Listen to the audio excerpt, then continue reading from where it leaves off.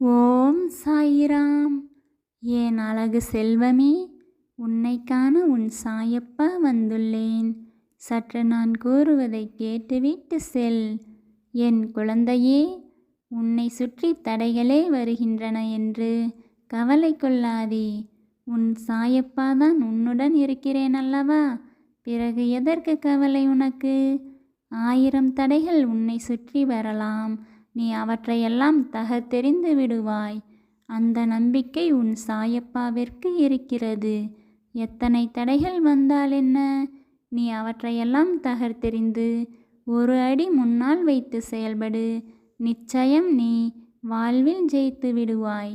இது உன் சாயப்பாவின் உண்மையான சொற்கள். உனக்கு துணையாக என்றும் உன் சாயப்பா இருக்கிறேன் என்பதை நீ முழுமையாக நம்பு என் குழந்தையே. உன் வாழ்வில் நிச்சயம் உயர்வான நிலைக்கு செல்வாய். ஜெய் சாயிராம்.